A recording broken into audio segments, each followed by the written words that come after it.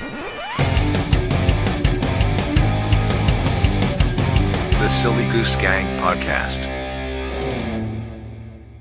Live and rolling. So we're in for episode 72 of the Silly Goose Gang Podcast. And it's a real pleasure tonight to be joined by Owen Livesey of Carlson Gracie Hall. So Owen, thanks very much for joining us today. No problem at all, mate. Thanks for having us, mate.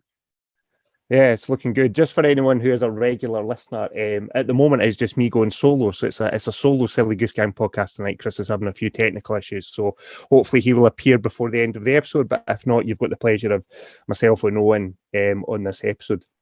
So I think, Owen, for yourself, I certainly came away with you over the last sort of 18 months or so in the kind of grappling world with your judo background and then moving into Brazilian jiu-jitsu particularly.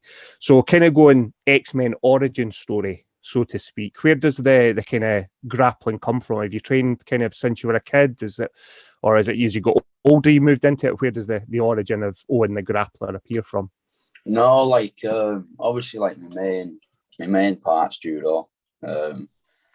That's only actually because when I was like 16, I left home to do judo full time. Okay. But up to that point, like from 8 till 16, I was doing all three. So I was just really lucky. Like I came from a really good judo club. I think that's important as well. I think it's important that your first gym's a good one. I've seen a lot of people start at gyms that are not as good, and then they get some bad habits built into them, and by the time they cross over, it's not nice, but it can be too late. I was lucky that the club I started at, SKK in Earlstown, is a proven club. They produced cadet European champions, junior European champions, senior Olympians. So, and for a small club in Earlstown, that's pretty ridiculous. Absolutely. Yeah, and at the time I was training there. It was judo Monday, Wednesday, Friday, freestyle wrestling Tuesday, Thursday, and then we even had Aspinall jiu-jitsu in our club on a Sunday. So I jumped on the Brazilian jiu-jitsu session as well. So from like 8 to 15, 16, I was practicing judo, wrestling, and Brazilian jiu-jitsu. And then it was only when I moved to Camberley. I went to Dartford first. I moved to Dartford first. Later on, I moved to Camberley to train judo full time. That judo became my main focus. But then a few years into being in Camberley, Carlson Gracie Farnborough started using our venue. So I started training jiu-jitsu with them as well. So then I was training judo full time. All the judo lads are cross-trained with the jiu-jitsu lads. Again, we were lucky because the Carlson Gracie lads' style was perfect for a judo player crossing over, as it's real heavy pressure style. So we took to that really well. Did a couple of jiu-jitsu comps here and there, but judo was the focus. And yeah, when I left Camberley, I moved to Hull, and there wasn't really much going on in Hull, so I just started my own place. Nice. So it's been a kind of long, ongoing process then. And obviously you're talking about the judo, and just for anyone that isn't aware, you've had I would say a massively successful career in judo. Would you kind of agree with that in the level that you got to? Yeah, like all in all, my judo career, I managed to become British champion 6 times. Got 10 World Cup medals. I was Commonwealth Games champion when it was in Scotland, actually, when it was in Glasgow. Yeah. So it was good, yeah. I can't see it as being as good as I wanted it to be. I wanted to qualify for the games, and I slipped out of that the last minute, which is a big thing, really, looking back. But other than that, mate, yeah, I had a pretty good judo career. Yeah, oh, definitely. Yeah, we'd seen. It's funny because our head coach, kind of at the Goliath that we train up in Cowden Beath for the jiu-jitsu, has a very similar background to yourself, and he's a judo black belt, and he's now a jiu-jitsu brown belt, John Humphreys. Right. So he kind of comes from a similar background, like you were saying there. That Carlson Gracie style suited your game, crossing over. And that's very, very similar to kind of how John coaches as well, coming from that old school judo background. A lot of originally trained out of Edinburgh and the Carnegie Judo Club up in Dunfermline. A lot of kind of British guys, trained there and brought that ethos to where we train now. And I think it's an interesting mentality, isn't it? That difference between kind of the judo, the old school traditional judo, and maybe the more modern jiu-jitsu style, and the kind of crossover between the two of them. Yeah, and that's the key with judo as well. Now I think I was again just lucky that when I started judo, it was the old school judo. I think the way judo has been just liquidized now and watered down with the amount of different changes of rules every single year, that now if you solely did judo as a kid, it wouldn't transfer to that much. It's like Grapple Club have been posting loads of me videos and stuff lately because we're doing an instructional, and the instructional is going to be like judo for grappling basically. And they put I did like a fireman's variation. Yeah. And they posted it the other day, and everyone was going crazy, like, this is wrestling. And yeah, it is a wrestling technique, but for me, I genuinely learned that in judo. Like, because what the old school judo was just wrestling and a gi. Like, yeah, I was a complete wrestler in a gi. Like I said earlier, when we were kids, we were training wrestling twice a week at the same time we were training judo. And all the wrestlers would cross-train and jump on the judo and vice versa. So my judo style then was basically just a freestyle wrestler wearing a jacket. It was just, I was changing and obviously evolving my judo to follow a rule set. So like you're saying with jiu-jitsu there, traditional jiu-jitsu now being a lot of guard playing and that, which again is fine. It's something that suits the rule set right now. Judo is the same. It's just I think judo is a good sport still now, but nowhere near what it used to be. Yeah, I think a lot of people that have come from that, because we have that kind of continual chat with John, because he's kind of old school and talks about the rules that have changed over time, you know, certain throws that have had to be banned because, you know, the top level, you know, people like yourself that compete at like Commonwealth and Olympics and World Championships were so good that it was, you know, every time you caught the throw, you were popping an elbow, you were dislocating a shoulder, and boys were having to get, you know, tournaments injured. And they, like you're saying, they kind of changed the rule set to remove those throws, so that there wasn't the injury. But now you look back and you see them and you go, oh, that looks like John's taught us all the fireman's carry takedown from the judo background combined with the kind of freestyle wrestling. Yeah, it's always interesting. Sorry, on you go. I'm sorry, I was just going to say I'm glad to finally join you guys. I was going to say, Chris has just jumped in there as well. Your camera's still off, Chris, but we can hear you. Is it? Aye, but Chris has joined. So Chris, Owen, Chris, as I said at the start, Chris was having a few tech issues, so he's managed to jump in here. Aye, it's not very good when you're not very. I'm the lowest tech guy in the world.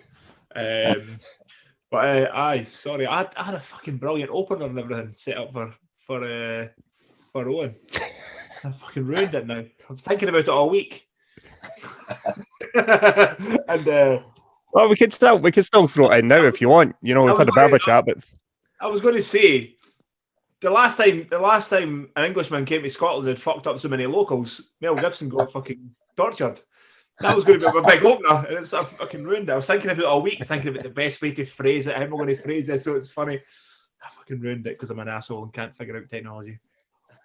It's Glasgow, mate. I don't know what it is about Glasgow, but if I was ever going to get put in a massive competition now and said, where do you want it? I'd 1000% pick Glasgow. I don't think I've ever actually lost in Glasgow. It's bizarre. It's well, like Commonwealth Games, GB World Cup, SGI. The next SGI has just been cancelled. I seen you were tagged in it on Facebook. The next SGI for March that's not happening. It's put back, I think, till May. So it seems to be a happy hunting ground for you. Yeah, mate, it's a good show as well. To be fair, well done. I'll get on it eventually, but yeah, you were killing it up here. You were king of Scotland now, I think. How did you get on? What's the big guy called that everybody tells me I have to go and roll with? What's his name? From Mark McQueen. Yeah, that's him. Yeah. Yeah, he's good. He's good, mate. He's like you've got to consider as well. He hasn't done it that long. I think he said he was only doing it like 2 or 3 years. Like, obviously, he's a good athlete. He's a really good athlete. Obviously, he's done all his powerlifting. I think someone said he was world champion powerlifting. So he's a special athlete. It's just, and he's very good. Like, genuinely, I think he'll do really well at heavyweight, because there's not many heavyweights that I've actually moved with that move that well. Yeah. He's a really big lad. He's a really strong lad, and he actually moves really well. But that being said, I'm not going to lose to someone that's done it for 3 years. I like that mindset. I'm not going to lose to you because I'm just better. If I've done it for if it's like, I'm not going to beat him at powerlifting. Yeah. You know what I mean? I'm not like, I understand, like, if someone a lot lighter than him loses to him, because he is good. He's very good, and he's a very big lad. I think I'm just in that bracket where I'm just about heavy enough to be able to deal with the strength to a level. So then there's a bit more technique involved as well. And I'd like to back my technique over someone who's done it 3 years, or I'd be struggling. Yeah. Yeah, it's one of those guys where everybody that I know has always said to me, you have to go through to Marcus Nardini and roll with the big guy through there. Nobody wants to roll with him. And I've just not made it happen yet, but I'd like to go and have a roll about them. It'd be quite good fun. Because what normally happens is, so I'm 6 foot basically, and at the minute I'm not particularly fit, but like 105 kilos. I say not particularly fit, that's relatively speaking. But everybody you roll with, the few guys that I've rolled with around about 100 kilo, usually have dog shit cardio. Yeah. So it'd be interesting to go through and roll with him and see who he is. That's the thing as well. He's fit as well. Like, we went hard for 10 minutes. Like, it was a high pace match for 10 minutes. Yeah. And he kept the pace, mate. He's fit as well. Yeah. But yeah. So what are you on the? Is it the Grapple Fest? Is that next month? February? Are you on that? Yeah. So 26th of February, that is. I was thinking about heading down to that. Actually, it looks like a good card. Yeah, it is. Yeah, there's some really good matches on it. Yeah, definitely. Have you got any more of your guys on now? We've got Jack at the moment. Like, Chris said, he might try and get 2 of the lads on. He's got Jack Hazard on at the moment. So Jack will be first match of the whole card against, I think it's Jared Schaefer, who's a Daisy Fresh lad. But Jack's very good. Yeah, he's really good. Like, he's not been on Grapple Fest yet. I've just given him his purple belt a couple of months ago. But, like, he's very good. Like, I'd back him against most blue belts. Yeah. If not all blue belts, to be fair, at his weight. And I think he'll do very well at purple belt, because one of his best things is probably his leg locks as well. So it'll be exciting to see him go against someone who's got a bit of a name and the club that they're from. Yeah. I don't know what you've covered so far, but just looking at your Instagram and stuff, Owen, I like the look of your club. Like, there's no fucking about. It's just tough lads fucking doing hard work. You know what I mean? Yeah, like, we just train hard, mate. But, like, basically, I've come over from Camberley, which is a full-time judo centre. So basically, all my idea with it was to try and bring over how we trained at Camberley to Carlson Gracie Hull. So, like, because Camberley, again, is another proven full-time centre. So the results they've had out of that place, the way they train, obviously works. So I've basically tried to mirror that as much as I can. But what you've got to take into mind as well is, at the start, you're opening a club which for a lot of people is just recreational. And then in that, you're going to have an handful of people that want to be serious. So we're talking now, we've been open about 2 months, in and out of lockdowns. But we're probably just getting there or thereabouts now, where we have all our recreational lads, which is absolutely bang on, and they all come in and train, and they're still fully expected to train hard as well, whether they're competing or not. And then we have the lads that are a little bit more serious, that'll do the separate classes, like the competition classes that we've put in schedule now, where you can push them a little bit more and look at more situational type stuff. So we're probably just about getting where we want to be. I've added loads of good coaches to it as well. So now basically we've got by far the best coaching team in the area. I'd say there's a couple of gyms in Leeds that coaching wise would be close, but that's an hour away from us. But whether you want to be looking at grappling or MMA at the moment, like we've got Danny Mitchell doing MMA for us now, who's a top MMA coach and a great bloke as well, which I think is really important. It's the atmosphere he gets on his sessions is perfect. All the lads love him. So it should be a good year this year, mate. Has it been? Are these guys that you've known for a long time doing judo? Are these guys that you helped MMA when you were doing judo and vice versa? No, mate, I didn't know any of them. So literally when I moved to Hull, it was complete clean slate. I didn't know anybody. Right. I moved over to Hull because I got offered a job as a wrestling coach at a rugby club. Right. And I've basically got no qualifications. I just left home when I was young and trained judo full time. So I didn't have any other options. So I jumped at the chance to be a wrestling coach, did that. And then I kind of struggled to adjust to living like a normal person. And I just find myself working Monday to Friday. I wasn't grappling or doing any sort of training, any work, because I went to a couple of clubs and it just wasn't for me. So I was basically just doing a couple of weight sessions a week after work, drinking on a weekend, which wasn't good. And then I said to my missus, I need to just open somewhere where we can just spar twice a week, just so I've got something to keep fit for. We did that. The classes got absolutely booming. We just opened it in like this little basement. We were getting free rent there as well. It was just a tiny little place. That got absolutely rammed. So we added a Saturday morning. That got rammed. Got a new place. Put it on every night. Every class was busy. So then now we've got a new place, which we're there for 10 years now. We've got a full-time schedule. I've managed to quit my job. So it's worked out well. Living the dream. Living and now you're starting to make some waves now in jiu-jitsu, which is, kind of, there's a lot of people talking about, just up here, a lot of people talking about, you seen this guy, fucking this judo guy, is, you know what I mean? You're starting to get that kind of recognition out with people that you already know. People that I think when you have like kind of breakout success, when people that you don't know out with your little, your own social circle start talking about you.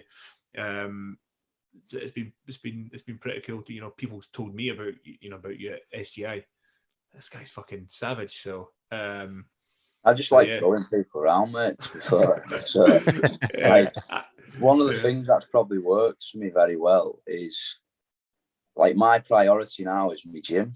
Like 1000%, it's about the gym and the team that I'm building in the gym and how well they're doing, rather than it being about me for a change. But at the same time as that, I'm still training full time. So I'm still like training with a competition group every morning and sparring with the lads every night. I'm still doing my strength and conditioning through the day. That's just because I enjoy doing that. And then because I'm not actually too fussed about me though, I just want to put matches on that are good to watch. So rather than like, I've lost matches in the past where I've really overfought it and I've been thinking about this competition for a month prior. And by the time it gets to the competition, I'm mentally exhausted. I'm not even bothered about winning anymore. Yeah. Whereas now it's just like, I just want to go out and put on an absolutely mental match, win or lose, where people are like, fucking hell, that was good. I had this conversation, Owen, before. I was speaking to, do you know Craig McIntosh, Mop, up here? I've got him on my social media. Yeah, I've never met him, Mop's, but I'm fucking really, really, really cool guy. Really good jiu-jitsu player. And we were talking at one of his seminars, and I was going over to Amsterdam for NAGA Europe. Yeah. And I was talking to him about it, and he was being quite complimentary and stuff, and what I was saying to him was what you just said. I was like, you know what? I was 4 at the time. And, I'm saying, you know what? I just fucking want to go and put on shows. I just want to go and have fun. Fuck it. Let's try it. See what happens. And actually, because I see, even at SGI, you see some matches and it's just, nobody remembers those guys' names. There's a lot of people who, maybe they win. It's not exciting. I want to, just like what you've said, man, have a fucking good scrap. End of the day, shake the guy's hand. maybe have a pint with them afterwards, but put on shows, have fun, and that's how the sport progresses, I think. It is, and that's how, like, nowadays it's different. It's like, it's almost got to the point where it doesn't really matter whether you win or lose. It's strange now. It's like, if you win and it's shit, no one cares. Yeah. Whereas, like, if you lose but you threw someone off stage, it's like, fucking hell, we'll have him back. Yeah. I mean, it's just mad. So like I came from a amateur boxing background on, so I never got to like your level of judo, but I was in like a Scotland squad for a while, and there was so much pressure, and you were so worried about things constantly. But I fucking want to forget all that shit, and now just go and have fun. Let's see what can, what's possible, and it's quite. I don't know if that's how you feel. After being like a strict regime with judo for so many years, being at a very high level, to now you can just go and fuck it. A place on the squad doesn't stake anymore. It's go and have fun, and hopefully people want to come and see you. That's the thing for me. It's exactly that. Like, I was trying to qualify for the games. I did one full Olympic cycle. Just dropped out in the very, very, very last tournament of the Olympic cycle. Dropped out of the qualification. I mean by that. So like that for me was like,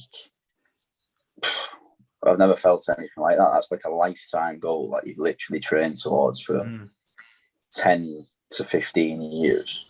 And from January to June, July, you've got it. Like in your head, you're just thinking, fucking hell, get to July now and we'll start prepping for the games, and we've done it. We can just go absolutely mental then, and it's all to gain.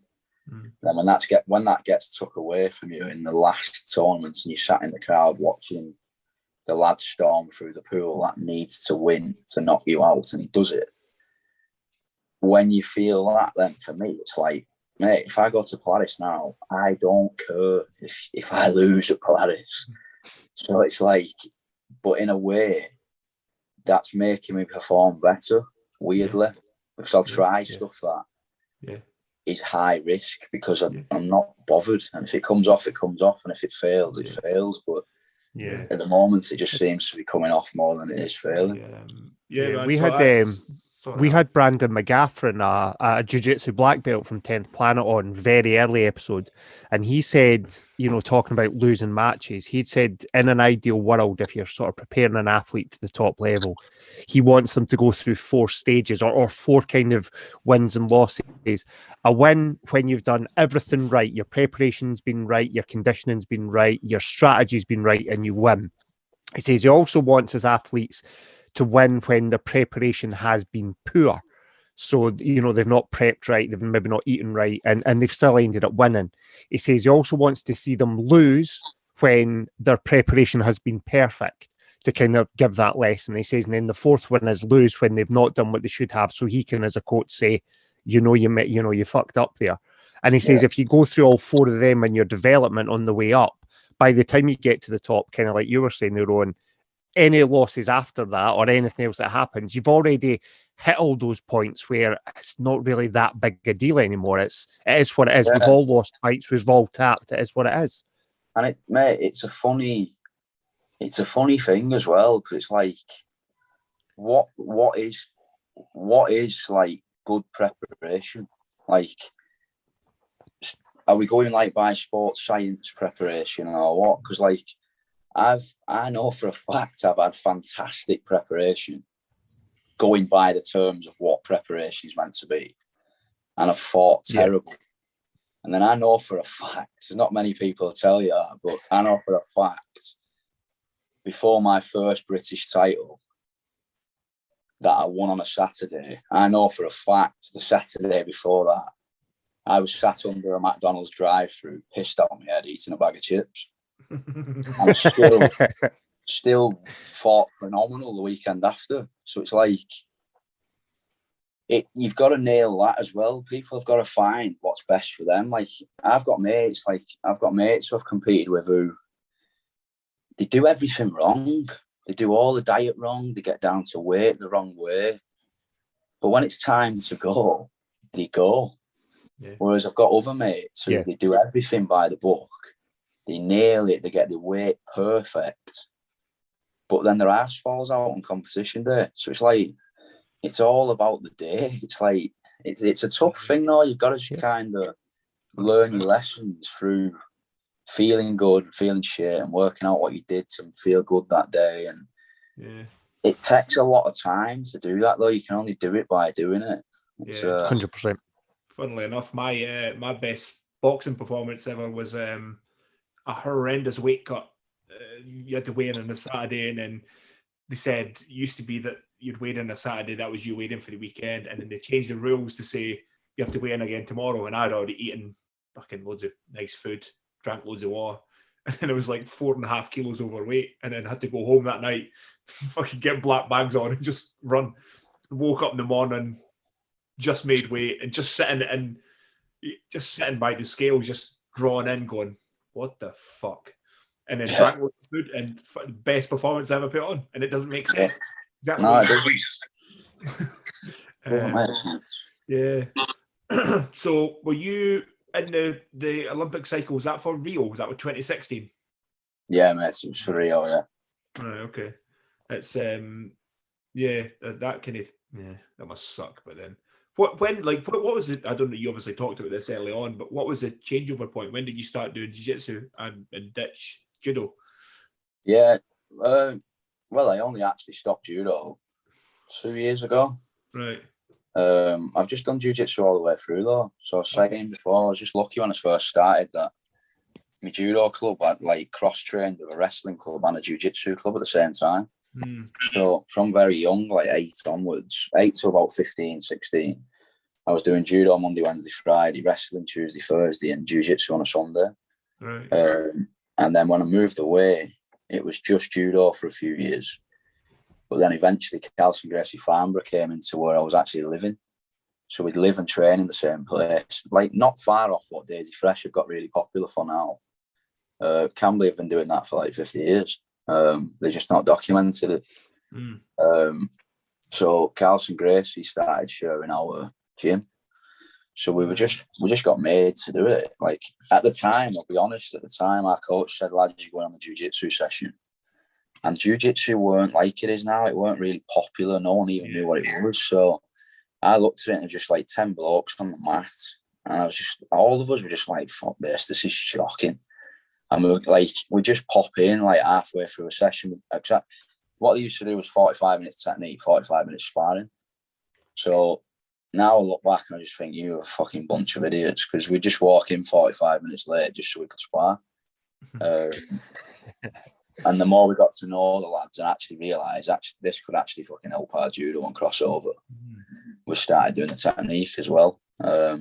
Yeah, it was actually quite interesting. It's something that I had seen last week actually, and it ties in with what you were saying with the rugby guys. As I seen Anthony Joshua was doing some wrestling stuff. You know, he was kind of learning, and he was kind of underhooking and trying to move people around about. And he's obviously realised that there's some fucking benefit to doing this stuff, to learn how to underhook or overhook and turn a man and kind of tie up properly. It was interesting to see him doing that. Yeah, it is, mate. It's like we have the Hull FC Super League club coming into our gym twice a week at the moment. Because even them lads, there's gains in it for that, like both physically and technically. Like for them lads, they want to slow people down on the floor, so they're slowing down the ruck and slowing down the play of the ball. So they're looking at technique for that. But then at the same time, it's like for rugby lads, they're like, oh, we're going to do loads of running, so we'll practice running and we'll get really fit for running. But then they come to a game, they run 10 metres and then they wrestle. And they run 10 metres and then they wrestle. So yeah, it's 10K or so over 80 minutes. But it's 10K with a contact every 10 minutes, 10 metres with a wrestle. So if they're not conditioned to wrestle as well, they're fucked. So there's a crossover for all the sports. I think I still do MMA striking now, even though I'm not really planning on fighting for the condition. Because you can almost, because I've grappled for so long, I almost know where I can rest.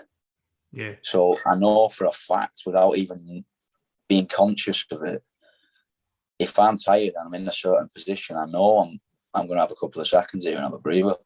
Whereas because striking, I'm nowhere near as comfortable with that. When I'm hitting pads, I'm fucked. So it's like, I'd rather use that for cardio personally for me than running around and butchering my knees, which are already smashed. That's funny because when I was speaking to Harris that runs our gym, we were talking about, he had come to train with our 7.5, 6 class, and he's like, fucking knackered, just not doing this so much, and I've been doing loads of striking. And I was saying the opposite of what you've just said is like, even now I could go and spar 5 rounds of boxing quite easily because I know exactly when to rest. Yeah, I could rest. I can go for a little walk here, get 5 seconds, and then step back into range and start fighting again. Whereas jiu-jitsu, I'm not at that stage yet. I don't know how to do it yet, so it's quite interesting actually. It's if you're smart, I suppose you'll get your rest anywhere. But I'm not very smart.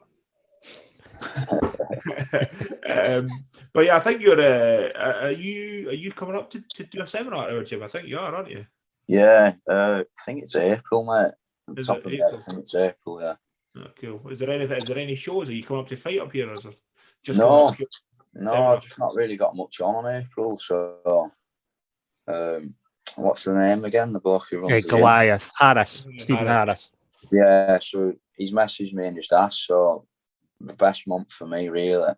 Obviously, Grapple Fest's in February, and it's probably likely I'll be on Polaris again in March. So April's a bit of a free-ish month before I'm going to do ADCC trials in May as well. Okay. So, yeah. So it's a good month for me to come up. Awesome. Yeah, we'll look forward to that. What's interesting is Goliath followed a similar kind of path to the one you were describing on, because I started at Goliath, 4.5 years ago, and we basically rented a space in a dance studio and threw the mats down. There was a little matted area for the dancers to do like the acrobatic stuff. So if they fell, it wasn't on the dance floor, it was on the kind of padded mats. And then we got our first unit, and then we added a second unit, and now we've got the big massive, like you were saying earlier, the big massive gym. I'm sure Harris said it's something like 12,500 square feet or something ridiculous like that, across the 2 units. So it's huge, isn't it? It's massive. Full-size competition cage, massive matted area, and a full strength and conditioning unit. And it's been nice to see it, probably similar to yourself with your club, to see it progress on through, the stages from a small club with half a dozen regulars to now there's, like say today, there was like 54 boys on the mats for seminars. It's quality, mate. Can I just, 1 second, lads, this is a rookie mistake, but can I just run and grab my phone charge before my phone cuts off? 100%. 100%. You go and grab it, mate. No worries, you go and grab it.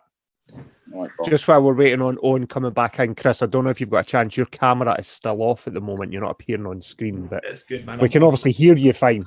I'm as ugly as shit, so it doesn't really matter.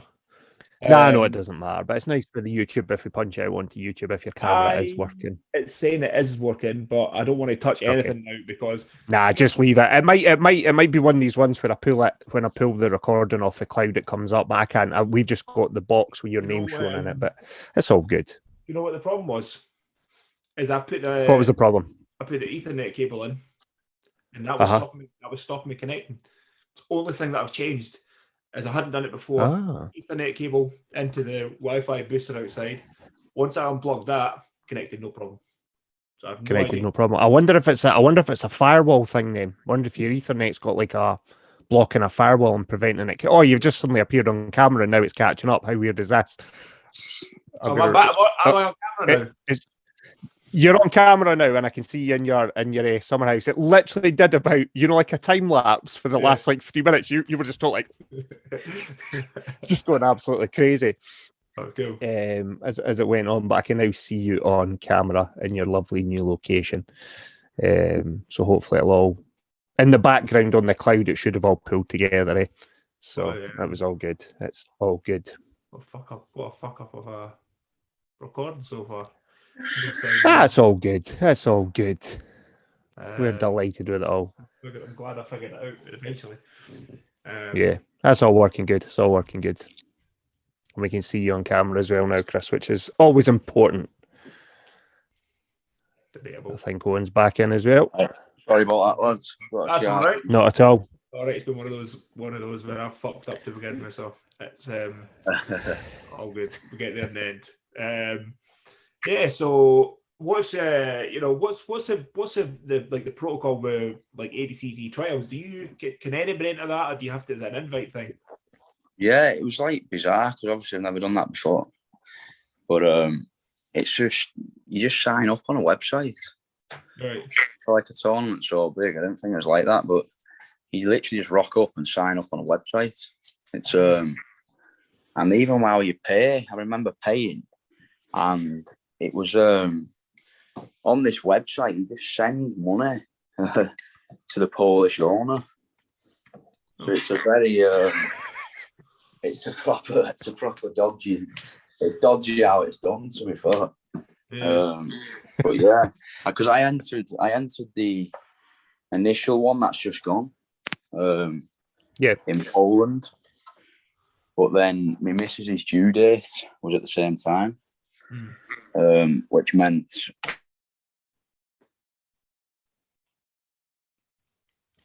possibly just froze there as you plugged in.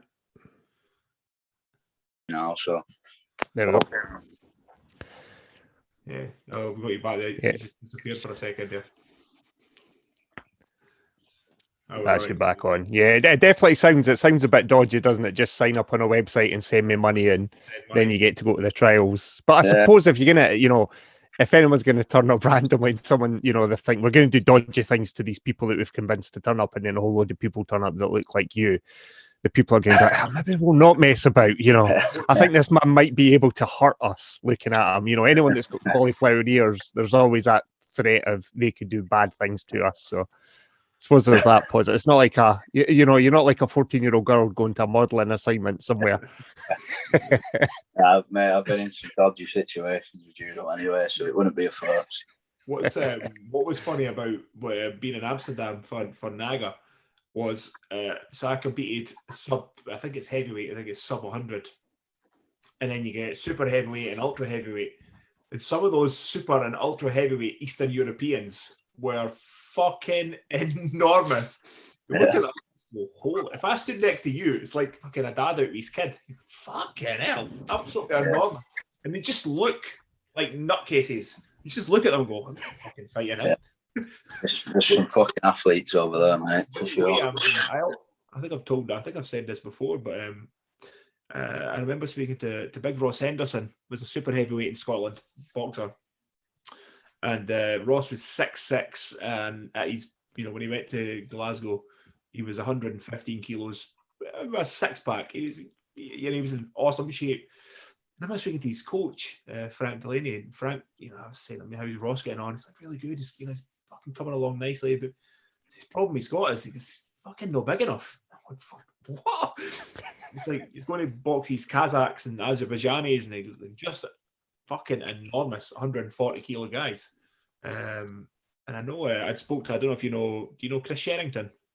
Yeah, I know Chris well. Yeah, I've travelled with Chris a few times. I spoke to and I know his ex-wife, and she used to train with the same S&C coach that I trained with, and he was at a Christmas night out that we were at, and he was saying similar thing, just like some of the guys, I'm just not that big, and I'm sitting next to him going, the fuck do you mean?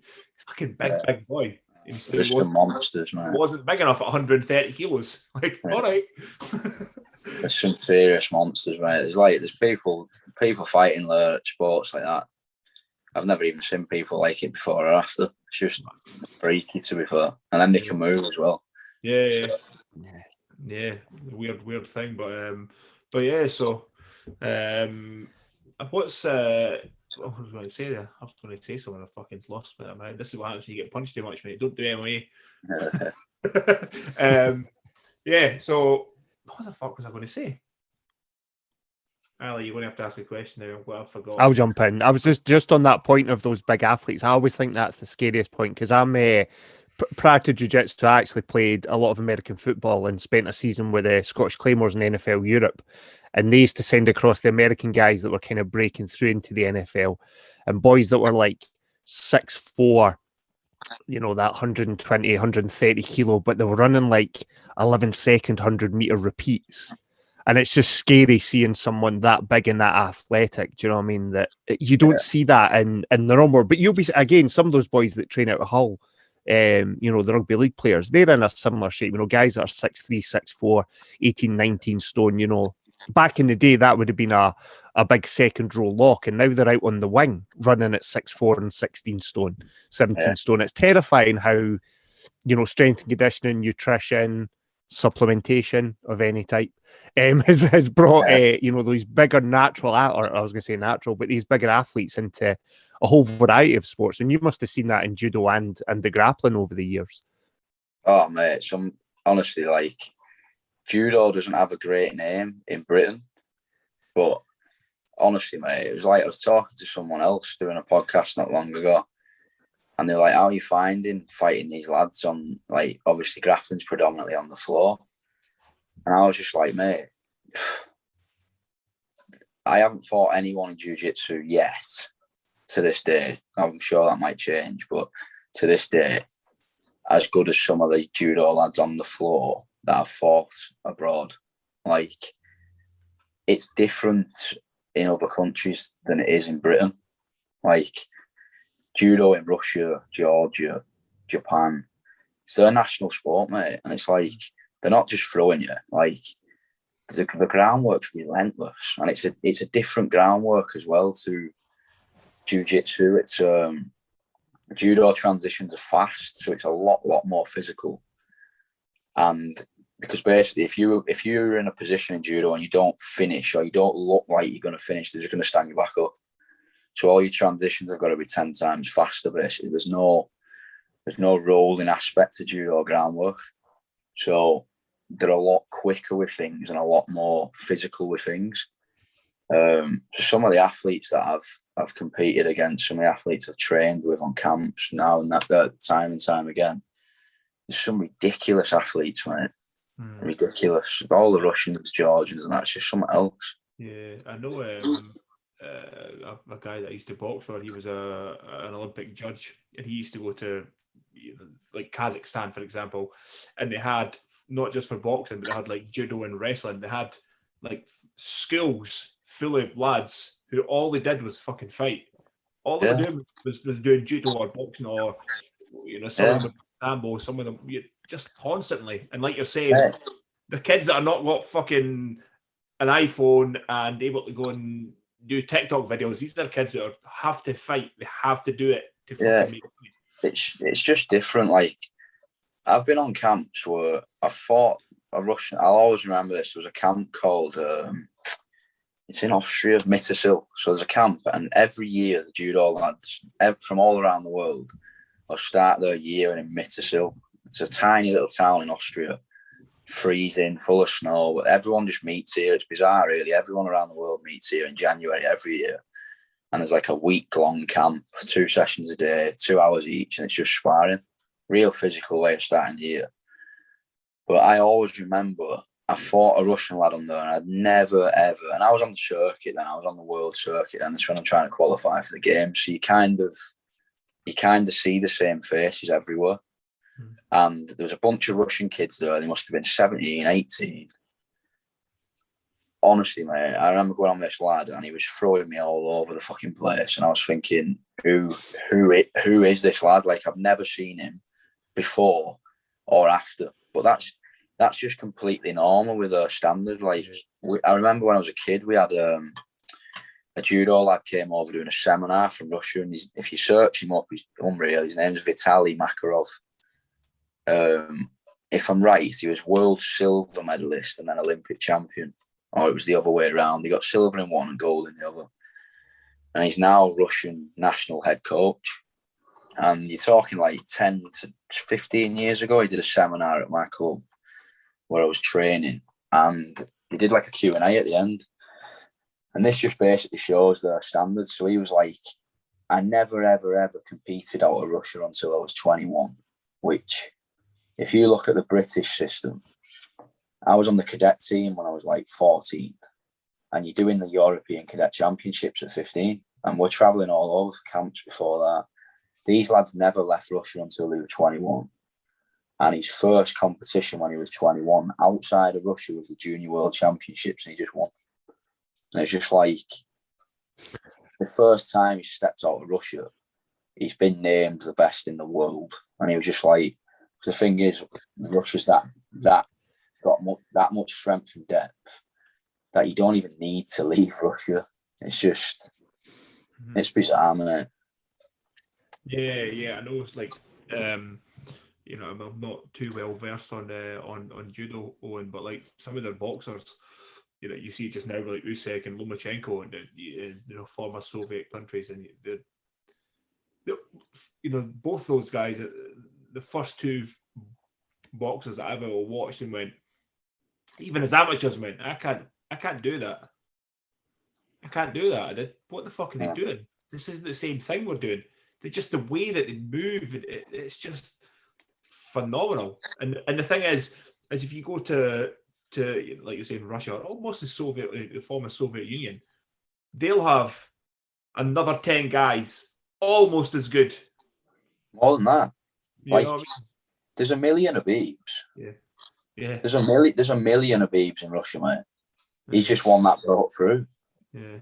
He's just the one that got the limelight. He was in the right place at the right time. There's a million of them, mate. Like, terrifying. I've got a mate last year. He's Georgian. So when I fought in the Tbilisi Grand Prix, we stayed at his auntie's house for 2 weeks and we trained at the Georgian National Centre. That was the same story. You're fighting people. You're fighting kids as well. Like, I was like 22, 23 at the time. I'm fighting these like 17-year-olds. And they're smashing you. And you're just like, who the fuck is that? And then like 4 years later, you'll see this lad and you'll be like, oh, that's that lad. I remember fighting him. He's good, this lad. And then he's junior world champion. And you're just like, fucking hell, it's just bizarre, mate. And when you're at that institute at the time, these lads are just cannon fodder. They're just one of 300 lads that are on the mat and no one cares about them. Yeah. But it's that much of a brutal system. The ones that break through are just fucking unbelievable. Yeah, I don't think one of the things that kind of pisses me off, is when people don't understand the levels, how far they are behind, the next level, and how the top level is, how insane that top level is. Use any sport, especially fighting, because it's the most brutal. I don't think, I got a very small taste of it. I boxed a Norwegian guy who's doing pretty well as a pro, and you just go, he wasn't really good as an amateur. He was good, obviously he was good, but you think this fucking Russians and Cubans and just fuck, man, I'm so far. When you think you're doing good, and then you take that next step, you're like, I'm shit. I'm never getting to this level. It's impossible. Do you know what I mean? It's frustrating, and I don't think people realise how big a fucking chasm there is to the where they think it's one of them, though, mate. It's like, as shit as it is, there's literally only one way of getting to that level, and it's just not having a life. Yeah.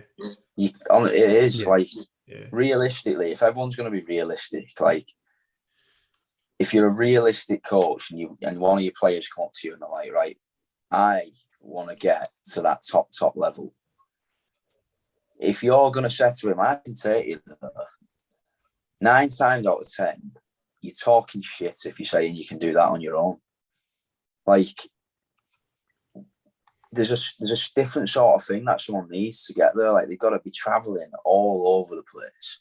They've got to be super selfish. Like, they can't have a job. They can't do what their other mates want to do. And there's only like a select handful that can truthfully sit there and say, I'm up for doing that. Because it's not enjoyable. Like, 90% of the stuff I did with judo, it was terrible. We were just sleeping in budget hotels every 2 weekends. Like, just so we could train at like fantastic institutes and get absolutely battered every day. Just so then when you come to the UK, you're seen as good. And in your head, I'm thinking, I'm not fucking good. I've just been battered for 2 weeks. I'm good here.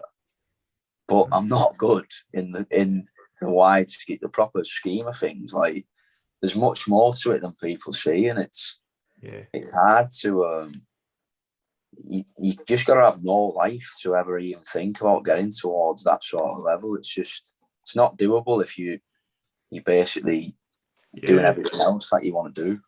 And I had maybe 2 years like that where everything was about boxing. It was an outside chance that maybe I could have got to Glasgow as well. I was kind of number 2 at the time, and like you see, I was older, so a lot of the younger lads were still living with their mum and dads, and they were able to not do anything. I had a job because I was older. But it's like nothing. Or you've somebody's birthday party, you're not going. Why? Because you've got a squad session on the Sunday morning. Are you already fucked? Cool. And on top of that, I don't know how it was with judo, but with boxing, they wanted you to be within 5% of your fight weight. So then you're looking, well, fuck, man, I fucking can't really have anything to eat. And you were constantly obsessed with weight.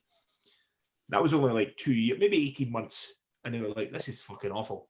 It went from being really good fun to being like, it's shit. I don't want to do this anymore. It's shit. It's just... That was nowhere near where you were with judo, you know what I mean? So, you've just got to be doing it for the right reasons. That's why I always say to people, like, if you want to do it, you got to do it for the right reasons. Like, don't do it so you're fucking popular on Instagram, because you're going to go through a lot of shit. So if it doesn't mean that much to you, don't fucking start it, because before you know it, you're going to be sat in China in a shithole hotel with a fucking building site in your reception and eating shit foods. Fucking your ass is going to be bleeding because your diet's been that bad that week. And you're going to be thinking, why the fuck am I doing this? Yeah. That's what it is. Yeah. I know I'm glad you clarified your arse was bleeding from the diet and not because it's like a really, really, really rough hotel and you're having to... It's honestly, if I went into that China trip, mate, fucking hell.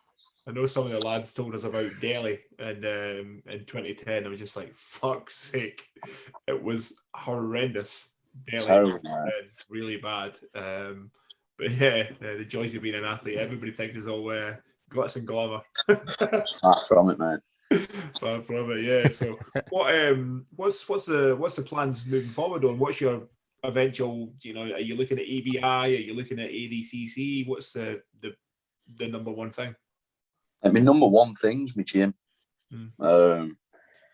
That's what's allowing me to do what I do.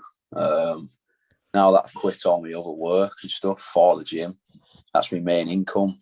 My number one thing by far is just developing a absolutely phenomenal team in jiu-jitsu, grappling, and MMA. We're in a really big city, which is a working class city. So we're getting some really good men and women coming into the gym. We're all very game and just need the right guidance. We've put very, very, very good coaches in every area, basically. So I just teach no-gi grappling, judo and wrestling. We've got Dan Pinch that teaches the gi. He's very good. We've got Danny Mitchell doing the MMA. We've got Liam Dunn doing the MMA as well. We've got Mick doing the boxing. We've got Jace Broadhead doing leg locks. Like, I've covered every single area for the lads and the girls. And basically just said, you've got what you need now. If you actually want to do it, you just got to fucking turn up. So for me, it's number one is by far build the best team I can. In terms of my own goals, I'll be training with that competition squad all the time. So I'll teach. Basically, I teach every morning. I teach more or less every night. But I've put separate competition classes on as well. So as well as the lads and the girls in that competition class all training, I'll be training on that as well. So that'll be more like advanced drills and situational with less teaching. So my personal goals after the gym would, like, top of the list is to enjoy it. I've competed for that long. If I stop enjoying it, I'll stop competing. It's that simple. And then I've not put a name on anything that I want to do. I just solely want to keep enjoying it, putting on good matches and see where that goes. Like, I want to get myself the biggest matches possible, because I think there's a lot of very, very good people out there, but there's a lot of very good people out there that I could definitely beat. I don't think I have a normal jiu-jitsu style. So there's some very, very, very phenomenal lads in jiu-jitsu, and they've definitely got better jiu-jitsu than me. But I'm not really doing jiu-jitsu. it's like a mad mix of judo, wrestling, and jiu-jitsu all together. So I think that can cause a lot of problem for a lot of good people. And like I've said already, if it doesn't, it'll still be fucking good to watch. So that's it, really. Is that what you think? Is that what you think jiu-jitsu may end up? It may end up more of a blend of, you know, how MMA has now become. Yeah, there's no real specialists anymore. It's a blend of everything. Do you think there's going to be a blend of wrestling, judo, and jiu-jitsu into grappling? From like a biased point of view, I hope it is. But I just think, like I said, it's completely biased. But I just think it's like it would be much better to watch. Like at the end of the day, for me, this is only my opinion. I think for the sport to grow worldwide, it's got to be good to watch. Yeah. Like there's only one reason judo hardly anyone knows what it is in the UK now, and that's because it's been watered down with different rules that much that if you tune into the Olympic Games, which is the biggest event of the year for judo, if you tune into that and you don't know what judo is, you haven't got a clue what's going on. And it's like, it's that tactical now. Hardly anyone's getting thrown anymore. Everyone's winning on penalties. So it's not good to watch. So like, I think jiu-jitsu at the moment, like, there's so many people just pulling guard and refusing to move off their ass. And it's like, I'm definitely not against pulling guard either, because it is jiu-jitsu at the end of the day. And like, the guard is a huge part of the game. But a lot of these lads are like, they refuse to do the other half of it. And they go, oh, well, it's jiu-jitsu. Just because it's jiu-jitsu doesn't mean you don't do the other half. Like, if it meant a guard puller would stand up for 4 minutes, I'd happily start on my ass for the second 4 minutes. You know what I mean? I think it's got to be like a complete game. Like, I think the way it's going at the moment for a lot of people is they put all the time and effort on to doing things off the back. If you pass the guard, they're fucked, half of them. Yeah. I mean, if you asked them to stand up, they'd be fucked. It's like judo. You take leg grabs out of judo. It doesn't really transfer to anything. If you can only do things off your back, you're fucked if it goes anywhere else. So for me, it's like, I just like teaching it as a whole. So if you're a bloke and you're in a situation, you can take someone down, you can stay on top, if you're doing MMA, you can strike, you can submit them. If you end up on the bottom, you can submit them also, or you can get back up.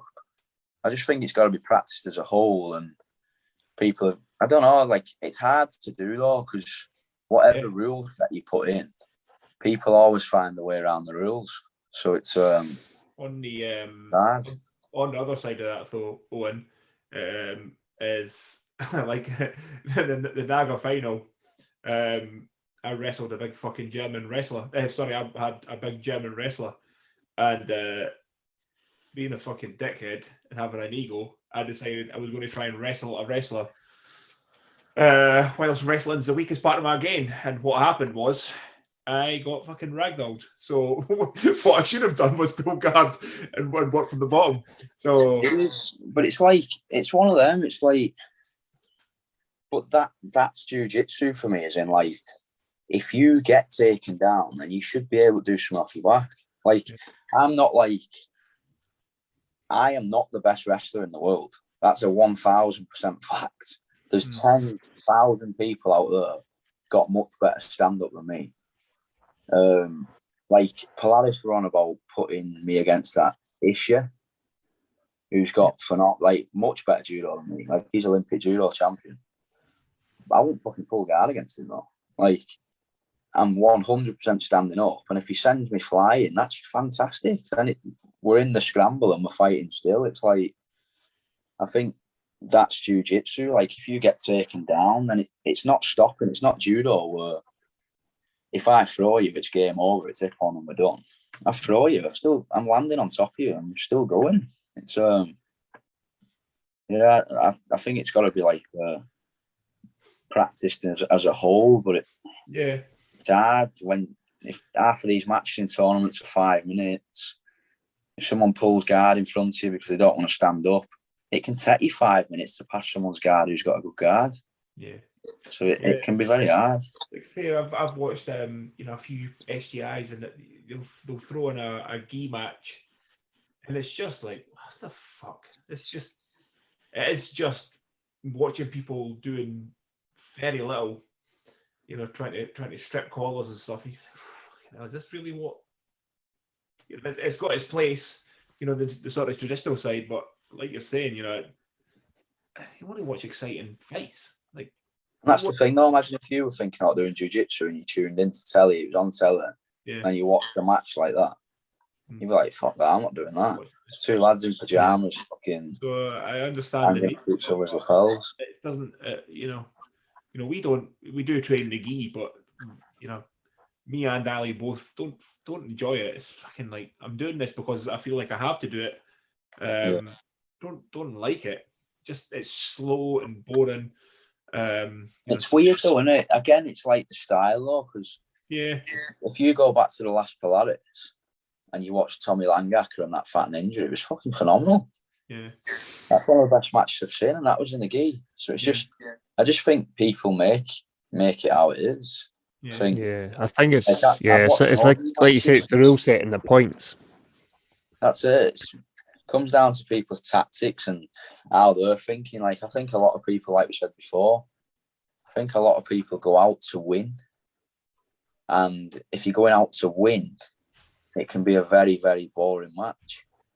I think if people went out with a mentality of, I'm just going to make these want me back on this show, you'd get a lot more matches. Like, I was talking to Danny Mitchell about it last night, and he had some interesting things that he's seen in the past. Do you know who Danny is? I know the name. I've heard the name, but I don't know. He's got an outrageous amount of fucking experience, mate. It's ridiculous. So he'd be good to get on here. He'd talk to you all night or whatever you want, and he's fucking mental. But he was on about things that he's watched where it was a boxing match, and they put like 10 grand. You wouldn't have to do it with 10 grand, but they put like 10 grand, and then they put a clock underneath it, and every minute of a match, $1,000 came off it, and it's a 10-minute match. So if you were fighting and you knocked me out in 3 minutes, you'd have got 7 grand. So it made people go fucking insane, because if they went 10 minutes, they got nothing. So it was like, if you did something like that for grappling, even for things like 300 quid, like, these shows have money. If you said, right, we're not paying anybody to come and compete, but we're going to put this show on, it's a 10-minute match, it's 300 quid, and then I can't do the maths, but you take something off every minute until there's nothing at the end. Yeah. And whatever you get is, when you submit them, that's what's left on there. Something like that are just force good matches, because everyone wants the money. What I'm hearing is you setting up your own league and fucking making this happen. Oh, mate, I'm not good enough with the tech side and all that shit, mate. It sounds like it. You know what? And you know what I like? Is I like when people, like yourself, like a high level guy who wants to improve and wants to innovate and actually thinks about how can we make this a better spectacle. I think it's important, really important, for guys to do that, rather than just going, I don't know how judo is, but boxing was always, no, this is how we do it, and this is how we've always done it, and this is how we're always going to do it. Yeah. I like to hear people, like you saying, maybe we could do this, or implement a little bit from judo, or maybe a little bit from MMA, and it's, how do we make this? I genuinely just want it to be like as good as possible to watch. Like, you want to see our white belt competition at Carlton Gracie, it's all fucking ridiculous, mate. Like, if you live stream that and people watched it once, I guarantee 5 years on, everyone will be watching it, because all it is we had 48 white belts in it this year. Well, end of 2021, we do it every December. Every one of them's completely going absolutely mental, like a white belt does. But we put absolutely zero rules on it. So we put no rules on it whatsoever.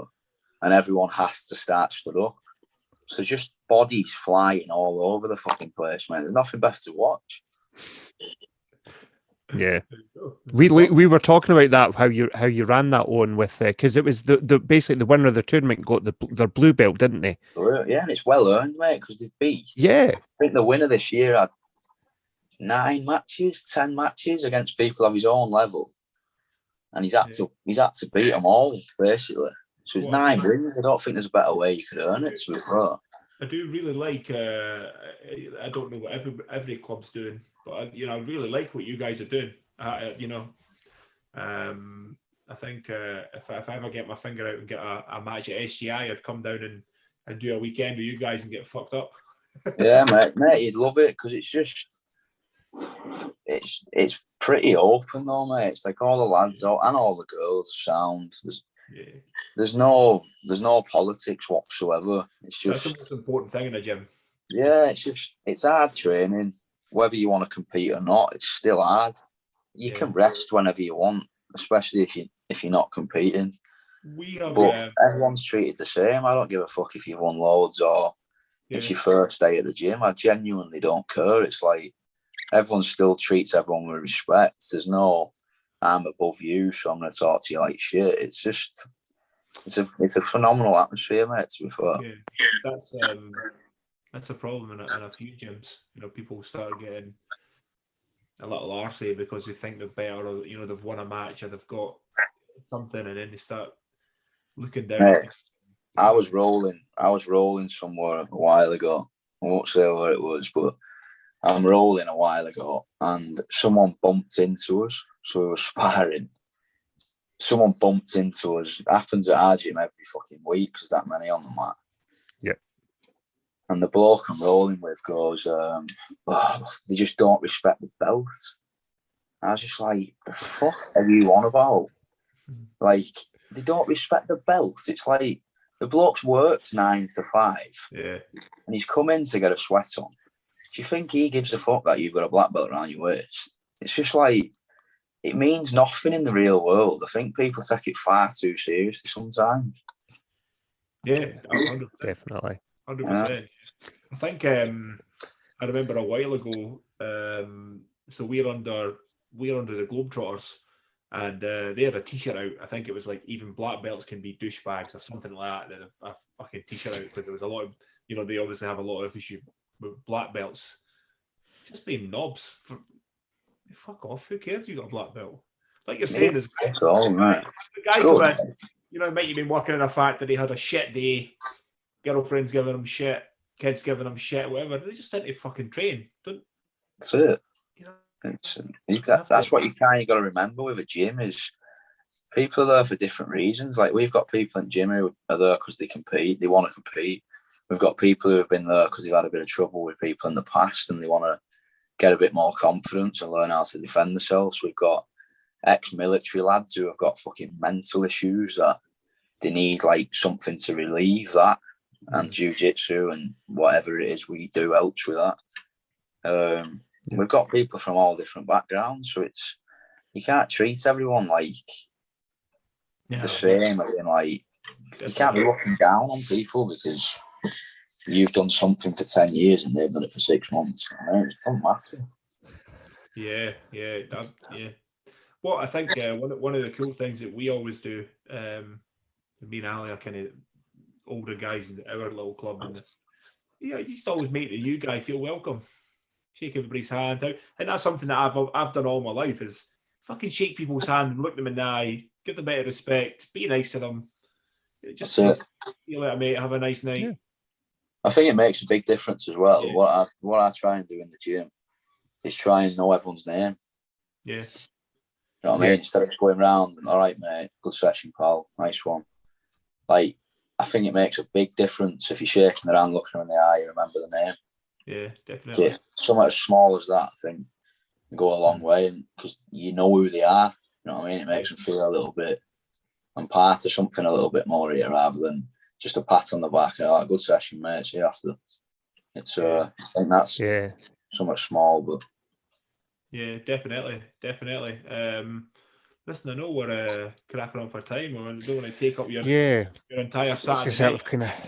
Probably got better things to be doing, but it was we got there in the end. Sorry, I fucked up in the beginning, but No, mate, it's fine. Great to have your time. Just before we wind down fully on, we mentioned a few times your club, but just so if we can send some people that listen your way, what's your sort of social media platforms, websites, anything you want to shout out, and I'll tag this in the show notes and the release as well. Yeah, just the Instagram, mate. That's our main contact thing, really. It's just at Carlson Gracie Hull. Cool. I think We'll add that into the chat. Is Connor not down in Hull again? No. Yeah, one of our pals. One of our guys that used to train with us, Connor Newton, he'd been up here for a couple of years and then moved back home to Hull. And he trained with us for a couple of years. Good little player. So if he's not along, Connor, if you're listening, get along to Owen's place. He's in Hull now, is it? Yeah, he's there. He from there originally. He moved up here for work, and then with furlough and stuff, his job had kind of disappeared up here, so he'd gone back down to Hull probably about a year ago now, maybe.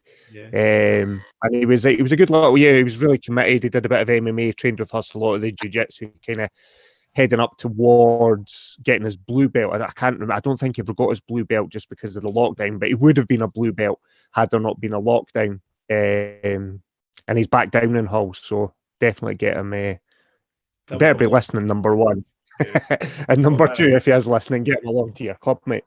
And we'll see you when you come up in April. Hopefully we don't get any fucking more lockdowns or any of that shit, and we'll get some training done, mate. Yeah, mate, definitely. Look forward to it, lads. Yeah, we'll look forward to that. So, cool, man. Right, well, we'll let you crack on your Saturday night, and we'll speak to you soon. Spot on, absolutely, mate. Thanks for that, lads. Thanks a lot. Thanks, Owen. It was a pleasure getting a chance to talk to you, mate. Thanks very much. And that's the end of episode 72, the Silly Goose Gang podcast with Owen Livesey.